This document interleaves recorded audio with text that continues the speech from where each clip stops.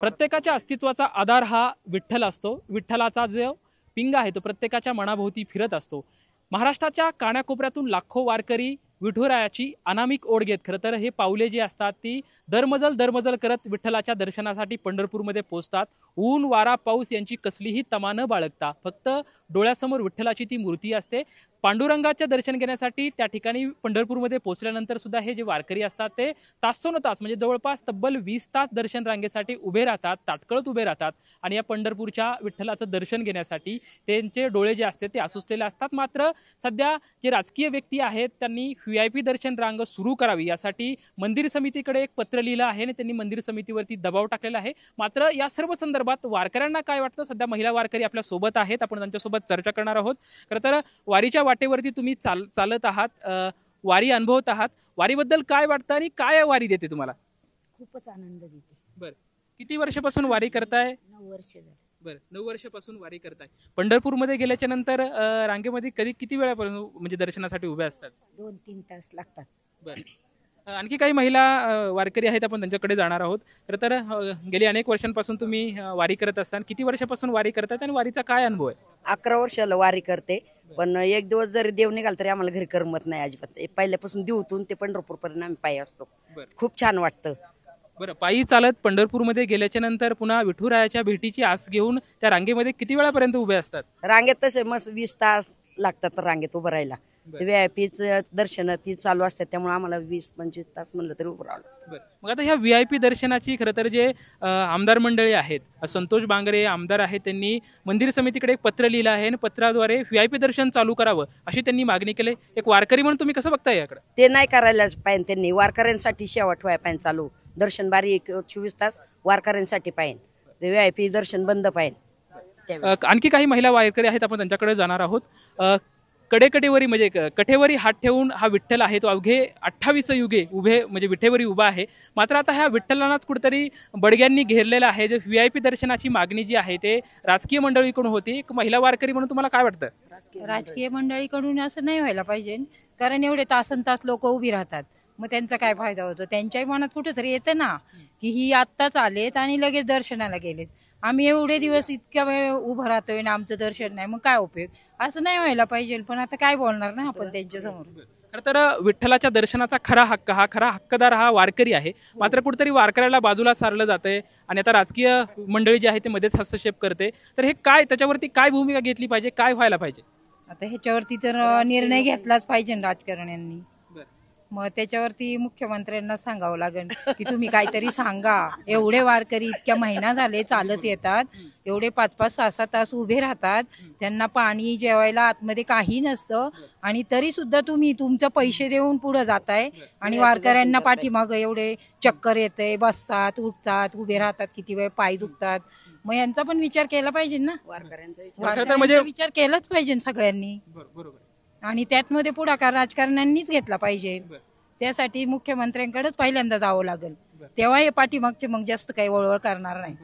अगदी बरोबर आहे. खरं तर जे आता एकनाथ शिंदे गटाचे आमदार आहेत त्यांनी खरं तर ही मागणी केली आहे आणि त्यांना मुख्यमंत्र्यांनी समज द्यायला हवी अशी तुमची भावना आहे. परंतु एक वारकरी म्हणून आता समोर तुम्ही महिला एकत्रित येत आहेत, विठुनामाचा जयघोष करताय, तिथं चाललात, पण तिथं झाल्याच्या नंतर ही जी वागणूक भेटते म्हणजे दुय्यम दर्जाची वागणूक सध्या त्या ठिकाणी दर्शन रांगेमध्ये भेटते किंवा तिथला जो मंदिर समिती आहे तो निर्णय घेते, तर याच्यावरती एक महिला वारकरी म्हणून तुमची काय वाटते, काय ठोस भूमिका असायलाच पाहिजे? हे असं जर असेल ना तर कुठंतरी आतमध्ये खूप दुखत असतं, त्यामुळे हे असं नाही व्हायला पाहिजे. वारकऱ्यांना पण तुम्ही एक माणूस म्हणून जगवा ना, माणूस म्हणून त्यांना हक्क द्या ना. वारकऱ्यांचं पण काहीतरी असतंय ना, आतमधून तळमळ करतो ना त्यांचा आत्मा, त्याचा जरा विचार केला पाहिजे राजकारण्यांनी, असं मला म्हणायचंय. VIP आहे, पैसे आहे म्हणून तुम्ही काही करू शकता असं नाही पाहिजे. तर महाराष्ट्राच्या कानाकोपऱ्यातून आणि बऱ्याच वेळेस आपण बघितलं की कष्टकरी असतो किंवा शेतकरी असे वारकरी, एक भोबडी आशा असते किंवा विठ्ठलाच्या भेटीची आस असते, अशी वारकरी ज्यावेळेस मंदिरामध्ये येतात त्यावेळेस बऱ्याच वेळेस असं होतं की तिथले जे सुरक्षा रक्षक आहेत त्यांच्याकडून म्हणजे विठ्ठलाच्या त्या मूर्तीला सुद्धा हात सुद्धा लावून दिला, अगदी धक्काबुक्की म्हणजे तो 20 दिवस अगदी तहान भूक हरवी पायी चालत आलेला आणि विठ्ठलाच्या दरबारात गेल्याच्या नंतर अगदी त्याला एका क्षणात बाहेर तिथे टाकलं जातं. या सर्व कृतीकडे एक वारकरी म्हणून कसं बघता?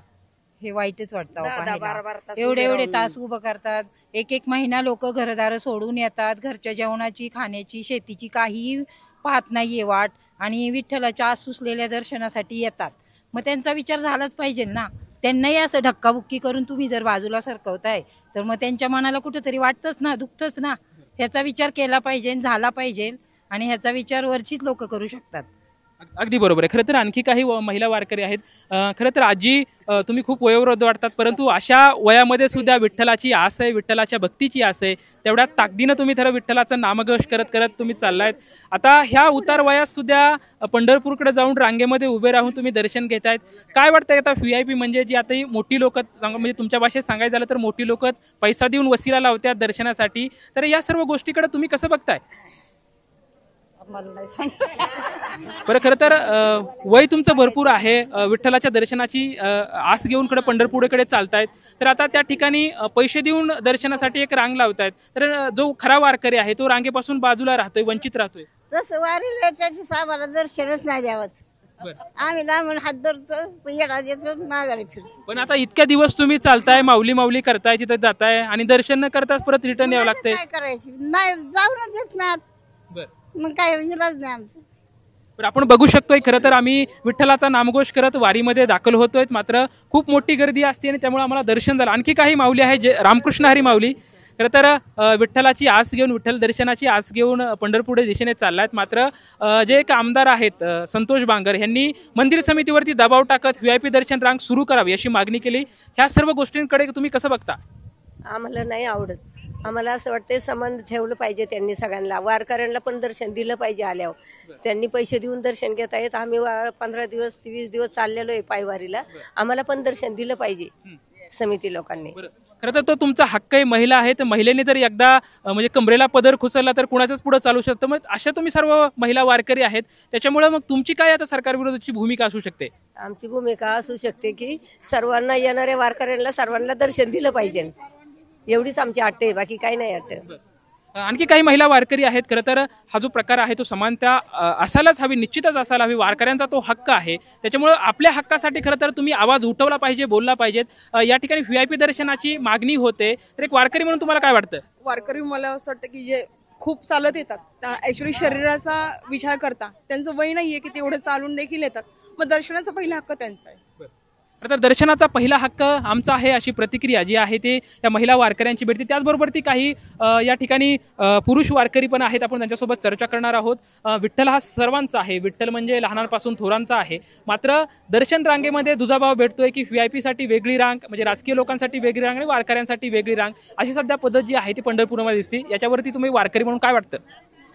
वारकरी म्हणून सांगायचं झालं तर वारी करताना देहूपासनं पंढरपूरपर्यंत हे जेवढे टप्पे घेत येतो, ऊन वारा पाऊस, एवढं सगळं दर्शनाच्या आशेने जातो. म्हणजे पंढरपूरला आमच्या वारकऱ्यांचं माहेर म्हणून संबोधलेलं आहे आणि आमचं माहेर आहे. आणि वर्षातनं एकदा आम्हाला त्याची आस लागलेली असते की केव्हा पांडुरंगाला नाही स्पर्श करता आलं तरी, डोळ्यांनी दर्शन झालं तरी त्याच्यात आम्ही समाधानी असतो. परंतु ह्याच अशा तुमच्या ज्या आता तुम्ही जे सांगितलं आहे, असे काही विदुष्ट बुद्धीचे, म्हणजे मूर्ख बुद्धीचे लोक असतात की त्यांना असं वाटतं की मी म्हणजे पांडुरंग माझा. तर ठीक आहे, त्यांना असं माझं हात जोडून विनंती आहे त्यांना, ते कोण असतील त्यांना मला नाव नाही माहिती, त्यांनी पायी वारी करावी. आळंदीतनं ज्ञानोबा माऊलींच्या वारीत निघावं, किंवा तुम्ही तिकडचे असाल तर तिकडनं गजानन महाराजांच्या वारीतनं निघावं, इकडं तुकोबारायांच्या वारीतनं निघावं आणि पायी वारी करत संत एकनाथ महाराजांच्या वारीतनं निघावं, तुमच्या एकनाथ महाराजांच्या वारीतनं निघावं. आणि पायी वारी करत करत करत करत ज्या वारकऱ्याला काय हिथं वेदना होतात ना, त्या वेदना सहन करून नंतर तुम्ही हे वाक्य बोलायला पाहिजे. हे वाक्य उचलले तोंडी लाभली जीभ, हे काय झालंय की हे माकडाच्या हाती खेळणं आलं ना, तसा प्रकार झालेला आहे. आणि आम्ही वारकरी सगळ्यांना असं वाटतं की वैष्णव धर्म वारकरी म्हणजे वेडा आहे. वारकरी वेडावा नाही आहे. तुकोबारायांनी अनेक गोष्टी सांगितलेल्या आहेत. वारकरी खूप शांत आहे. आज 50-60 लाख लोक वारकरी ह्या रस्त्याने चाललेले आहेत, पण कोणाचा राग नाही, रुसवा नाही, कोणाची तक्रार नाही, कंप्लेंट नाही. आणि तुम्ही 4 मतं निवडून घेऊन येता दादागिरीवरती, पैशावरती, आणि तुम्ही वारकऱ्यांवरती असा विषय करता, तर वारकरी कदापि माफ करणार नाही. वारकऱ्यांच्या अगोदर आज वारी इंदापूरमध्ये कुठे? इंदापूरमध्ये.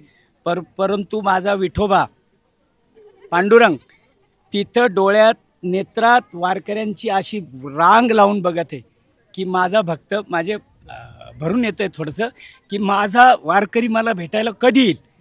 आणि ही मंडळी राक्षसी वृत्तीची मंडळी जर वारकऱ्यांच्या भक्तीशी जर खेळत असेल तर त्यांना आमचं वारकरी हे मन सांगल, हे तोंड नाही सांगणार, हे मन सांगल त्यांना काय आशीर्वाद द्यायचा आणि काय द्यायचा. त्याच्यामुळं तुम्ही काय करताय याचं नीट ध्यान घ्या. आता ह्यांची तक्रार मुख्यमंत्र्याकडे करायची, उपमुख्यमंत्री करायची का दुसऱ्या कुणाकडे करायची का पक्षनेत्याकडे करायची, आम्ही तिथपर्यंत पोचू शकत नाही.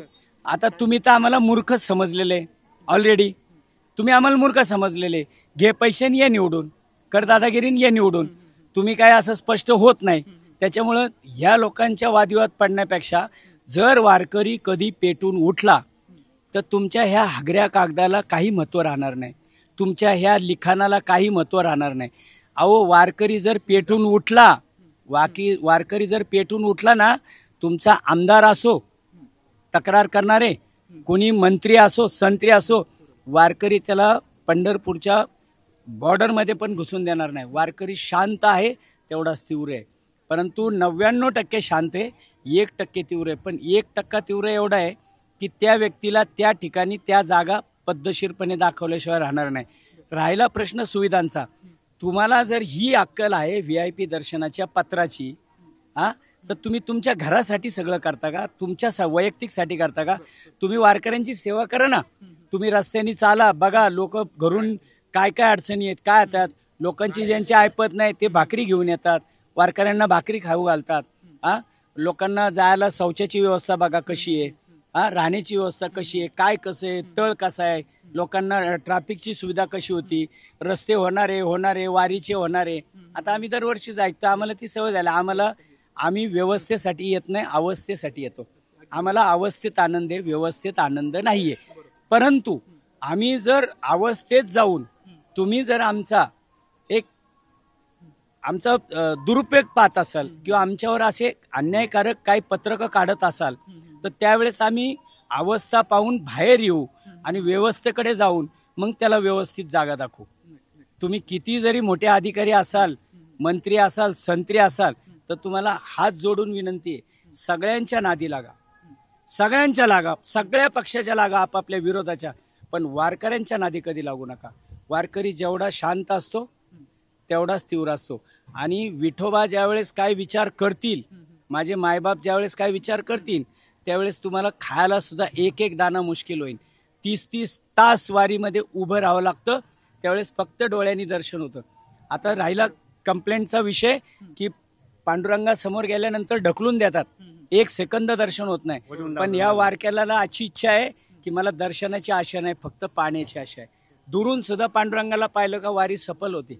आणि लोक बिना चपलाचे, बिना याचे कशाचे इतका त्याग करून त्या ठिकाणी जातात दर्शनासाठी. तुमच्या पुढाऱ्यांच्या पायघड्या घालण्यासाठी जातात का? यांच्या पुढाऱ्यांच्या पायघड्या का घालायच्या? हा पुढारी शब्द वारकऱ्यां संप्रदायापासून बाजूला आला ना तर हे वारकरी संप्रदाय एकदम निर्मल वारी होईल. पण या पुढाऱ्यांमुळं अस्वच्छ वारी झाली. म्हणजे पुढारी शब्द बाजूला झाला पाहिजे. म्हणून हे जे कोणी पत्रक दिले त्या पत्रकाचा वारकऱ्यांच्या हिशोबाने जाहीर हा निषेध करतो. आणि तुमच्या माध्यमातनं मी जे त्या पक्षाचे प्रमुख असतील त्या प्रमुखांना सांगतो की तुम्ही असंच, जसा हा वारकरी तळमळीने बोलला तसं तुम्ही सुद्धा ह्या चॅनलवर, ह्या टीव्हीवर वारकऱ्यांसाठी काहीतरी 2 शब्द बोला. VIP दर्शन म्हणजे क्षमा मागून पुढचं वाक्य बोलतो, VIP दर्शन पांडुरंगाचं मंदिर तुमच्या बापाचं नाहीये, हे फक्त वारकऱ्यांचं आहे, फक्त वारकऱ्यांचं आहे, अख्ख्या भारताच्या वारकऱ्याचं आहे. एकट्या महाराष्ट्राचं नाही, का पुणे जिल्ह्याचं नाही, का सोलापूर जिल्ह्याचं नाही, अख्ख्या भारताचं पांडुरंग परमात्मा आहे. ते विष्णू अवतार आहे आणि ज्यांनी ही पृथ्वी घडवली त्यांचं ते मंदिर आहे. त्याच्यामुळं तुम्ही पुन्हा मंदिर समितीवरती असा दबाव टाकू नये. मंदिर समितीला तर माझं स्पष्ट मत आहे, हे पत्र घेऊ, फाडून तोडून आहे ना, एखादा लहान मुलगा संडासला बसला असेल ना त्याला ते शौचा पुसायला द्यावं, असा त्याचा अपमान करावा. आणि मंदिर समितीला मी जाहीर आवाहन करतो, नम्र विनंती करतो की असे जे पुढारी असतील त्यांना पायदळी ठेचा, त्यांच्या पत्राचा बिलकुल विचार करू नका. तुमच्यावर काहीच होणार नाही. तुम्ही एक आवाज टाका, 1 लाख नाही 10 लाख वारकरी तिथं उभे राहतील. तुमचा पक्ष काय करेल त्यावेळेस? आणि तुमच्या वार्डामध्ये सगळीकडे वारकरी आहेत, सगळीकडे वारकरी आहेत. याचा अर्थ असा की तुम्ही मनमानी करू नये, अति उतू नये, मातू नये. समजा माझा जर तो पक्ष असेल तर मी असलेल्या चुकीवर पायघडी घालणार नाही, चुकीवर पायघडी घालायची नाही. ते ओपन करायचं आणि वारकऱ्यांना सुविधा. तुम्ही त्या आजींना विचारलं, आजींचं वय विचारलं का? मग जर त्या आजीला चालता येत नाही, बोलता येत नाही, तोंडात दात नाही, तर ती कशासाठी चालली? या पुढाऱ्यांच्या पाया पडायला? कोण आहे पुढारी? काय संबंध आहे? कोण मंत्री, कोण संत्री?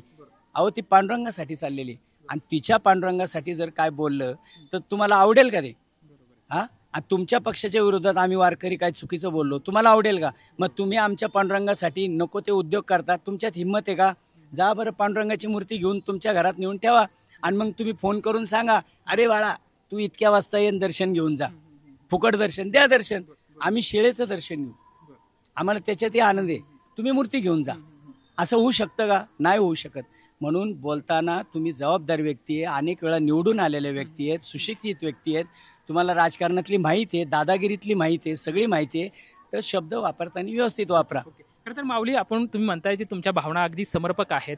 म्हणजे एकनाथ शिंदे गटाचे जे शिवसेनेचे जे आमदार संतोष बांगर आहेत त्यांनी थेट म्हणजे जी मंदिर समिती आहे त्याच्यावरती पत्र लिहून त्यांनी असं त्या मंदिर समितीला सांगितलं की माझे जे कार्यकर्ते आहेत पंढरपुरामध्ये आल्याच्या नंतर त्यांना तुम्ही दर्शन द्या. म्हणजे अशी थेट त्यांनी भावना त्या मंदिर समितीकडे पत्र लिहून मिळते. परंतु त्यांनी वारकऱ्याच्या कुठल्या भावनेचा विचार केला नाही.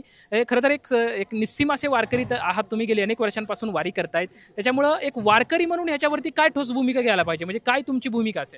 हे बघा, हे पत्र ही स्टोरी आजची नाही आहे. अनेक वर्षानुवर्ष तिथं VIP दर्शन होते. अशी काही तक्रार कोणी केली का? नाही केली. कारण सगळे आमदार सुज्ञ आहेत, सगळे पुढारी सुज्ञ आहेत. गुपचूप फोन करून सांगतातच, ह्याला दर्शन द्या, त्याला दर्शन द्या. पण तुम्ही दबावात्मक लिगली असं वारकऱ्यांच्या विरोधात करू शकत नाही. आता आम्ही डोळ्यांनी अनेक वर्ष पाहतोय दर्शनाला काय हाल होतात, कसे VIP आत जातात. पण आम्ही कोणाकडे तक्रार करणार? पण आज हे योगायोगाने ह्यांच्याकडनं उकरून निघालं, ते समोर मांडलं. म्हणून पुन्हा त्यांना अशी विनंती आहे किंवा देवस्थानवाल्यांना विनंती आहे की तुम्ही देवस्थानवाल्यांनी अशा मूर्ख माणसांच्या नादी लागून आपल्या पंढरपूरला भ्रष्ट करू नका. आणि त्या पुढाऱ्यांचा विचार घेऊन बिलकुल असले VIP वाल्यांचं काहीच करू नका. वारकऱ्यांची मिटिंग घ्या, बघा वारकरी काय म्हणतात. एक वारकरी नाही, तुम्ही लाखो वारकऱ्यांचा विचार करा.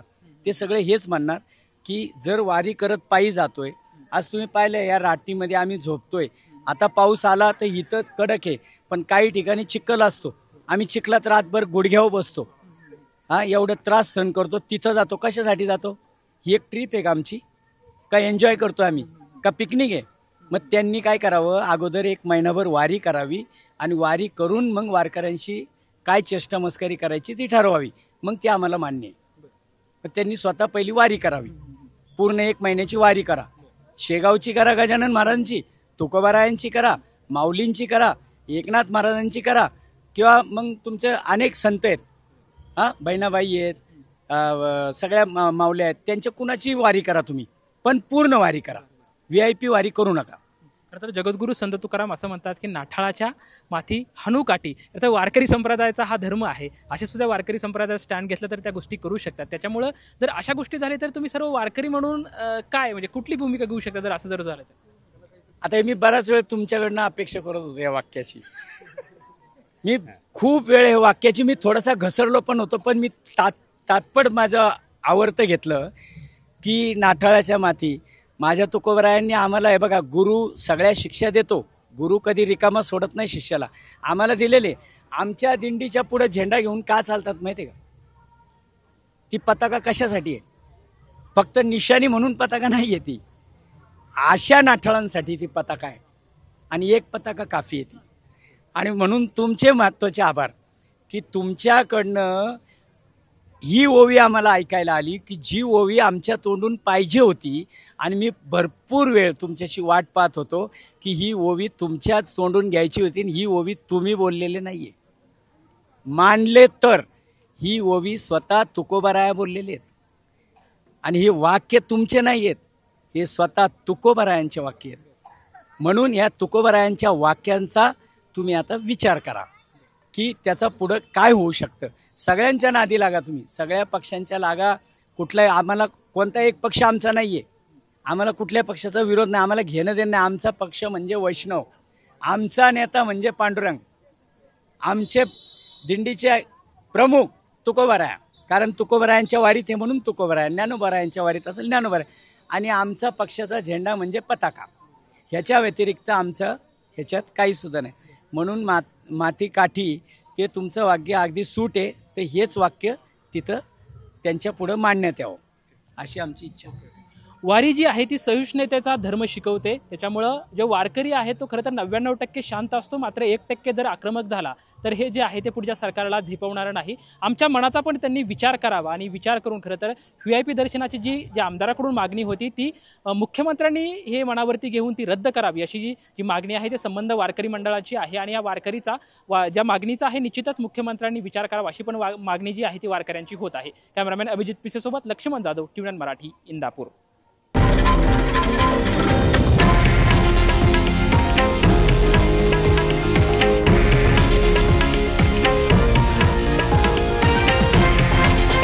हे आहे देशातील नंबर 1 न्यूज नेटवर्क आणि आपण पाहत आहात TV9 मराठी, एकमेव.